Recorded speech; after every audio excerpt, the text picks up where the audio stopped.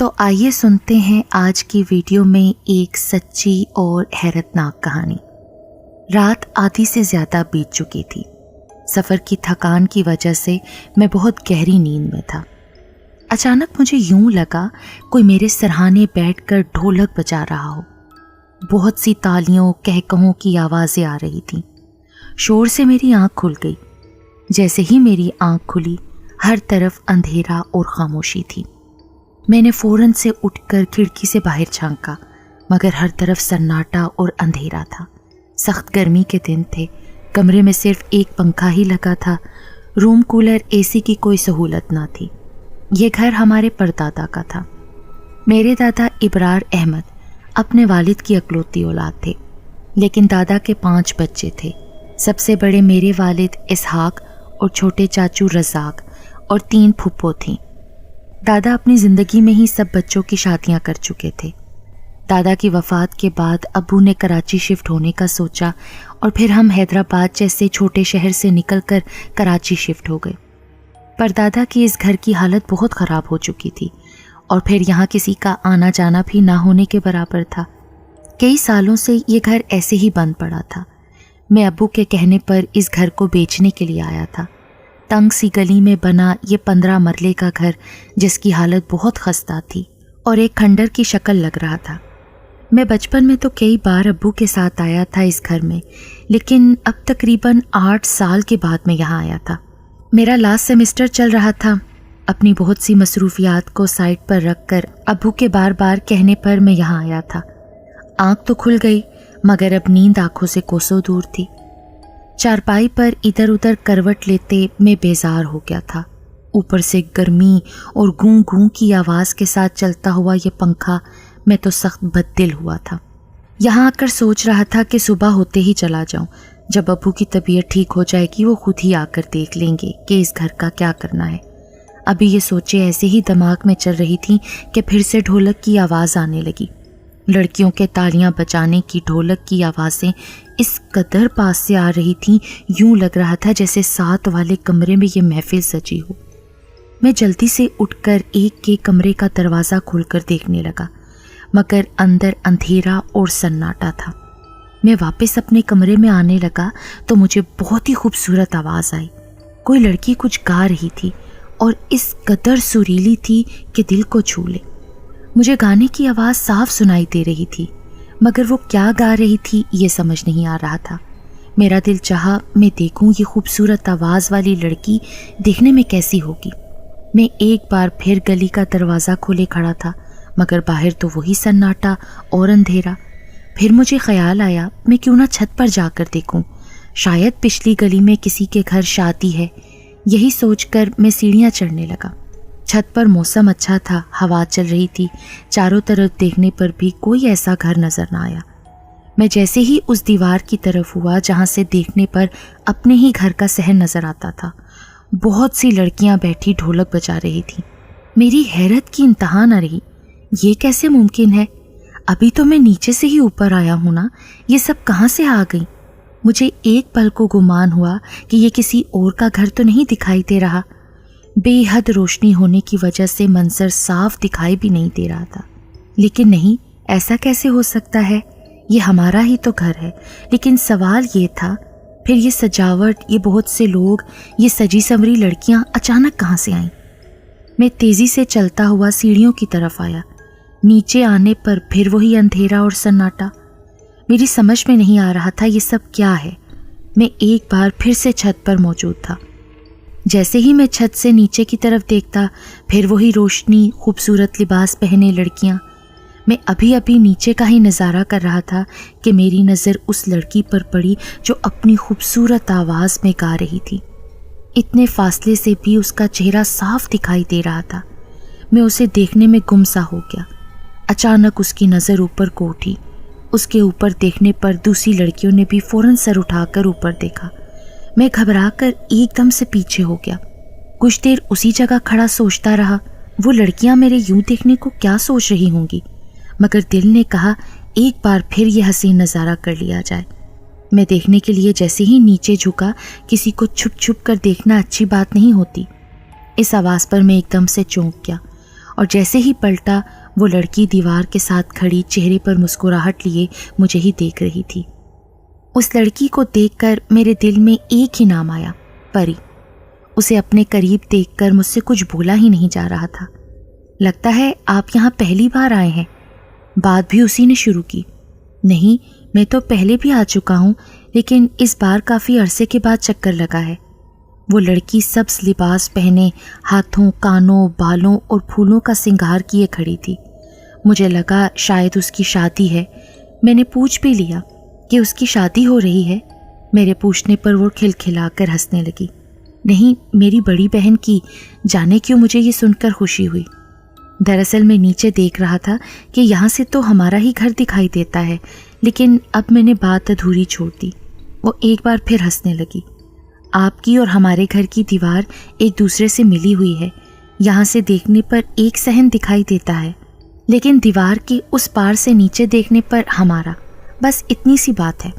بات سمجھ نہ آنے کے باوجود میں مان گیا، کیونکہ جب اتنی خوبصورت لڑکی، وہ بھی رات کے اس پہر، آپ کے پاس ہو، آپ سے بات کر رہی ہو، تو کون کم وقت صحن یاد رکھتا ہے؟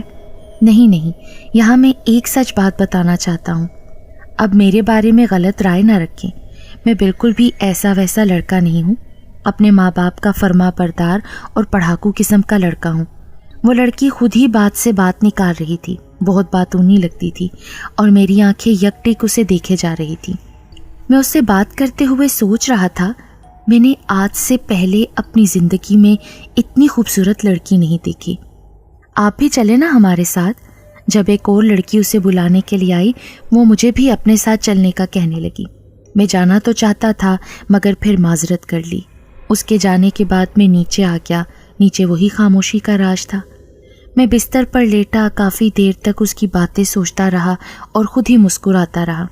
انہی باتوں کو سوچتے سوچتے میری آنکھ لگ گئی۔ سونے سے پہلے میری گھڑی پر نظر گئی جو صبح کے 4 بجا رہی تھی۔ مجھے اپنے چاروں طرف شور ہی شور سنائی دے رہا تھا۔ سر بہت بھاری ہو رہا تھا۔ بہت مشکل سے آنکھ کھلی۔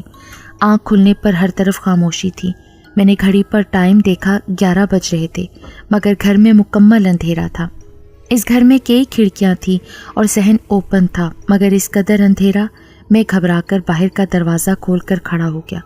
گلی میں بھی سناٹا تھا۔ میں سمجھ نہیں پا رہا تھا کہ میں اتنا کیسے سو گیا۔ صبح 4 سے لے کر رات کے 11 بجے تک میں سوتا ہی رہا۔ بھوک بھی کافی لگ رہی تھی۔ میں کھانا کھانے کے لیے گھر سے باہر آ گیا۔ کھانے کے بعد ادھر ادھر سڑکوں پر چہل قدمی کی اور پھر گھر آ گیا۔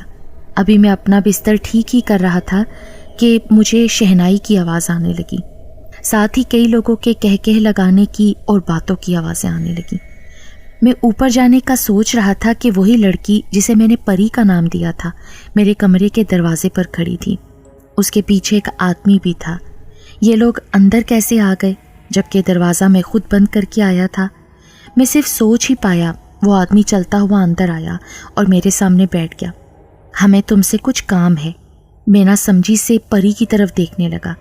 تمہیں ہمارے ساتھ چلنا ہوگا، وہیں جا کر ہم تمہیں بتائیں گے۔ ساتھ ہی وہ اٹھ کھڑا ہوا۔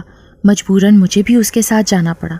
مجھے اچھی طرح سے یاد ہے، میں نے ان دونوں کے ساتھ جیسے ہی اپنے کمرے کی دہلیز پار کی، باہر کا نظارہ ہی اور تھا۔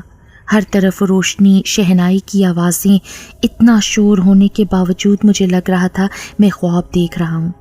جو آدمی مجھے لے کر آیا تھا وہ ابھی بھی میرے آگے چل رہا تھا۔ ایک بڑے سے تخت کے سامنے رک گیا۔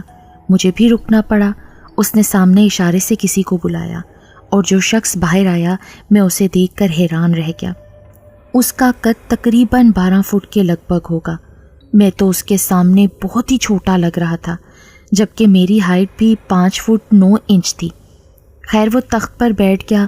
اس نے کالے رنگ کا لباس زیبتن کیا ہوا تھا جس پر گولڈن کلر کا کام تھا۔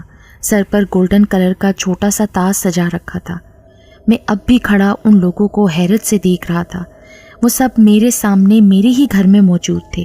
وہ کبھی اس کمرے سے آتے تو کبھی دوسرے کمرے میں داخل ہو جاتے۔ اس آدمی نے مجھے پھر بیٹھنے کا کہا جو مجھے اپنے ساتھ لے کر آیا تھا۔ میں خاموشی سے اس کے ساتھ بیٹھ گیا۔ اچانک ایک موٹی سی بھدی عورت آئی۔ اس نے مجھے کہا، چلو جلدی سے نکاح شروع کرو۔ جی، میں کچھ سمجھ نہیں پا رہا۔ وہ کہہ رہی ہے لڑکے ہماری بیٹی نے شرط رکھی تھی کہ اس کا نکاح آدم ذات ہی پڑھائے گا، ورنہ وہ شادی نہیں کرے گی۔ یہ تو ہماری خوش قسمتی کہ تم خود اس گھر آ گئے، ورنہ ہمیں کوئی اور انتظام کرنا پڑتا۔ لیکن میں کیسے نکاح پڑھا سکتا ہوں؟ میں اپنی جگہ سے اٹھ گیا۔ شاید میں جانتا نہیں تھا کہ میں اس وقت کس مخلوق کے حصار میں تھا۔ دیکھ لڑکے، اگر تو ہماری بات مان لے گا تو جو بھی بات تیرے من میں ہوگی اسے اسی وقت پورا کر دیں گے۔ میری نظر پری کی طرف اٹھ گئی جو ان لوگوں کے درمیان سب سے آگے کھڑی مجھے دیکھ رہی تھی۔ میں نے سوچ لیا تھا مجھے کیا مانگنا ہے۔ میں نے کہا ٹھیک ہے۔ میری عمر 22 سال تھی۔ میں تو شادیوں میں بھی بہت کم جاتا تھا، کسی کا نکاح کیا پڑھواتا، لیکن اب میں ان کے کہنے پر نکاح پڑھا چکا تھا۔ وہ سب لوگ یقیناً ایک دوسرے کو مبارکباد دے رہے تھے، مگر کس زبان میں یہ میری سمجھ میں نہیں آ رہا تھا۔ لیکن اس سے پہلے کہ وہ لوگ میری طرف آتے اور مجھ سے میری شرط پوچھتے، پری میری طرف آئی اور کہنے لگی، اس سے پہلے کہ تم اپنی شرط بتاؤ جو پھر یہ لوگ اسے ہر حال میں پورا کریں گے، میں تمہیں کچھ دکھانا چاہتی ہوں۔ وہ کہتے ہوئے میرے آگے آگے چلنے لگی۔ وہ روشنیاں بکھیرتی کسی حور کی طرح دیکھنے والی لڑکی جس کی خوبصورتی میں مکمل کھو چکا تھا۔ اس کے قدم جیسے جیسے تیز ہوتے گئے میں نے بھی اپنی رفتار تیز کر لی۔ وہ اس گھر کے آخر والے کمرے میں چلی گئی۔ میں بھی اس کے پیچھے اندر جانے ہی والا تھا کہ مجھے بہت تیز اور گندی بدبو آئی۔ میں وہیں رک گیا۔ میں اس وقت جس جگہ کھڑا تھا یہ گھر کی پچھلی سائڈ پر بنایا گیا ایک کمرہ تھا جسے شاید ہی کبھی استعمال میں لایا گیا ہو۔ کمرے میں بہت اندھیرا ہونے کی وجہ سے ٹھیک سے کچھ دکھائی نہیں دے رہا تھا۔ پھر آہستہ آہستہ اس اندھیرے میں مجھے کسی کا وجود دکھائی دیا۔ لباس تو وہی تھا جو پری نے پہنا تھا، لیکن وہ یہ نہیں تھی۔ لمبا چوڑا ہلکے ہلکے جھٹکے کھاتا ہوا وجود جس کی کمر تک بال یوں تھے جیسے کئی سانپ سر سے لٹک رہے ہوں۔ بازوؤں پر بے حد لمبے بال اور آواز یوں آ رہی تھی جیسے کوئی بھیڑیا اپنے شکار کو دیکھ کر غراتا ہے۔ پھر آہستہ آہستہ اس وجود نے پلٹنا شروع کیا۔ اس سے پہلے کہ وہ مکمل میری طرف پلٹتی، جانے کیسے میں جو بت بنا دیکھ رہا تھا میرا سویا ہوا دماغ بیدار ہوا۔ میں نے وہاں سے بھاگنا شروع کر دیا۔ بھاگتے ہوئے جب میں گھر کی صحن کی طرف آیا تو اب یہاں مکمل خاموشی تھی۔ میں ایک پل بھی ضائع کیے بغیر باہر کے دروازے کی طرف دوڑا۔ دروازہ کھول کر باہر گلی میں نکل آیا۔ گلی سے نکل کر جب میں باہر سڑک پر آیا، تازہ ہوا کے جھونکے دماغ کو اب سکون دینے لگے۔ میرے ساتھ کیا ہوا یہ میں اب بھی سمجھ نہیں پا رہا تھا، لیکن اتنا جان گیا تھا کہ مجھے وہاں اب ہرگز نہیں رہنا۔ میں ساری رات سڑک پر گھومتا پھرتا رہا، گھر جا نہیں سکتا تھا۔ ایک خوف نے میرے دل کو جکڑ لیا تھا۔ فجر کی اذان کے وقت میں مسجد چلا گیا۔ نماز ادا کرنے کے بعد میں وہیں لیٹ گیا۔ کب آنکھ لگ گئی مجھے پتہ ہی نہ چلا۔ صبح 7 بجے میری آنکھ کھلی۔ رات کا سارا واقعہ پھر میرے دماغ میں گھومنے لگا۔ میں نے سب سے پہلے اپنی واپسی کی ٹکٹ لی جس کا ٹائم 1 بجے تھا۔ میرے پاس بہت کم ٹائم تھا۔ میں نے 1-2 ڈیلر سے بات کر رکھی تھی، مکان کے سلسلے میں ان سے ملا، گھر بیچنے کی ذمہ داری ان پر ڈالتی، اپنے نمبرز وغیرہ انہیں دیے۔ اب میرے قدم دوبارہ مجبوراً اسی گھر کی طرف تھے کیونکہ میرا بہت ضروری کچھ سامان تھا جو مجھے لینا تھا۔ گھر کے اندر قدم رکھا، پورے صحن میں دھوپ چھائی ہوئی تھی۔ تمام دروازے بند تھے، جبکہ رات کو میں ان سب دروازوں کو کھلا دیکھ چکا تھا۔ میں جلدی سے اس کمرے میں آ گیا جہاں پر میرا سامان تھا۔ اپنا سامان جلدی سے پیک کیا۔ اس گھر پر ایک آخری الوداعی نظر ڈالی اور گھر سے باہر آ گیا۔ گھر واپس آ کر میں نے اپنے والدین کو سارا قصہ منوعن سنایا۔ میرے والد صاحب نے کہا وہ گھر بہت پرانا ہے اور بہت عرصے سے ویران اور غیر آباد ہے۔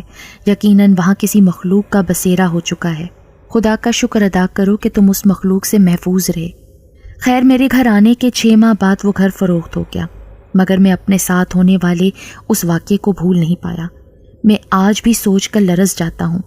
اگر میں نکاح پڑھانے سے پہلے اپنی شرط بتا دیتا، جو کہ ایک بھیانک غیر مرئی مخلوق جسے میں نے پری کا نام دیا تھا اس سے شادی تھی، تو پھر آج میرا کیا بنتا۔